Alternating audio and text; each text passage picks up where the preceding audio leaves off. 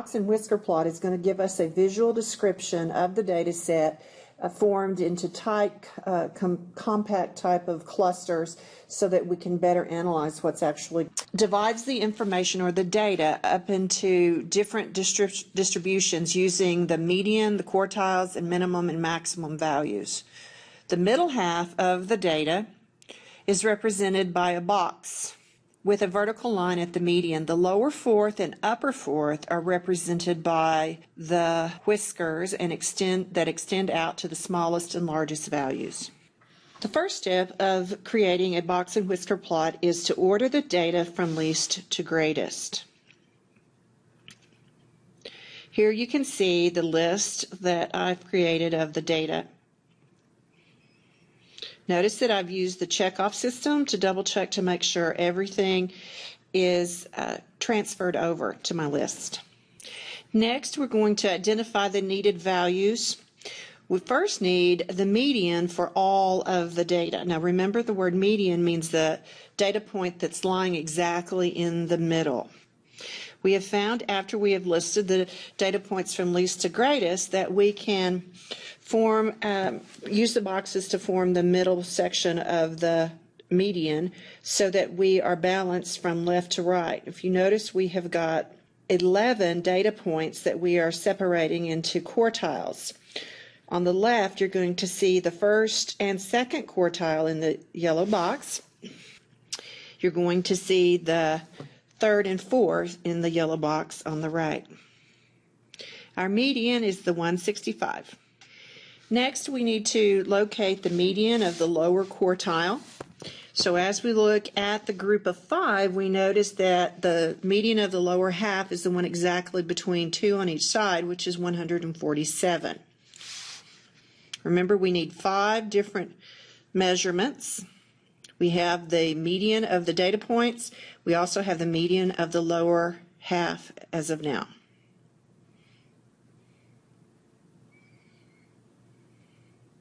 Next, we're going to look at the median of the upper half. We notice after we figure that, it comes out to 219. This is the median of the upper quartile. Concentrating on the 5 needed values, we're going to place a point above the extremes. We have a minimum value of 115. We have an upper extreme or a maximum value of 238. We put a point above the number line to represent both the upper extreme and lower extreme and the 3 medians. We have divided the 4 quartiles into groups. You'll notice that the data is very visually appealing to what we've got. We've got 115 and 121 in the first median of the lower half. Prior to that, we have the data that falls into the second quartile, the 155 and 156. Then we have the 165 as our overall median. Then the third quartile is extended from 178 over to 213 before we come to the median of the upper half. And then finally, at the end, the upper extreme with the 238. Make sure that we understand that a quartile is the median of the upper and lower half of our data set. And you can visually see those 4 groups of quartiles. Don't forget that QUA is going to mean 4. Now we're going to compare the ranges of the middle half of these 2 box and whisker plots. These are new situations. Okay, when we look at that, we notice that the longer that the box is, the more that the data is spread out. You can notice that by looking at the X's underneath to see how this is weighted. You notice that there are more X's above 22 than anyone else, any other number, so it tends to be weighted more toward the upper extreme. Then in the second example, here we have the shorter box the shorter the box, the more the data is bunched together. So underneath the box and whisker plot, you can see that most of the data is concentrated in and around the median. It forms a cluster there. The shape or the distribution of the data affects the shape of the box. Okay, next we're going to take apart a visual picture of the box and whisker so that we can look and see what data is represented where. You find at the top we sort of have a map here listing where everything is located.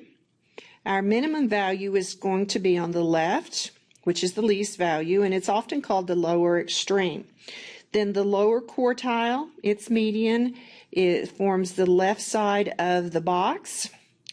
Then the middle median for all the data points forms the middle of our box. And then to the right, inside of the third quartile, you're going to see what's called also the upper quartile, and that is the median of your upper quartile. It is 19. Also, we have the maximum, which is the largest value that we have, or the greatest value, and it's often called the upper extreme.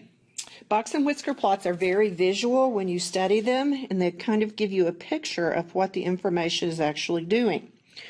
If you notice in quartile 2 at the top, we're looking at the number of the amount of space that's between the 8 and the 12, and we notice that there are 4 units there. But we notice on the right side of the 12, there are 7 units. 4 plus 7 is going to give us the 11, so we have 11 units located within the box. We have 5 units to the left between the lower extreme and located in quartile 1, and 4 units located in the upper end of quartile 4. Looking down at the one on the bottom, we have a total of 8 in the box, 5 and 3 split. We have 2 in the first quartile and 5 in the fourth quartile. These data points help to make the shape of the box and whisker plot. Okay, to review, a box and whisker plot is a method of showing how data is distributed by using the median, quartiles, and minimum and maximum values. The middle half of the data is represented by a box with a vertical line at the median, and the lower fourth and upper fourth are represented by the whiskers that extend to the smallest and largest values. The shape of the box and whisker, it helps indicate to us what is actually happening within the data points. And remember that the shape is made up of the distribution. To review, things that we want to do before drawing a box and whisker plot, first thing we want to do is write the data in order from least to greatest. Then we want to locate or figure the median of all of the data.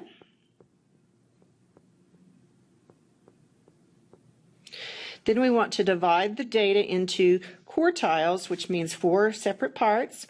We want to identify the upper and lower quartiles, which is the first and fourth.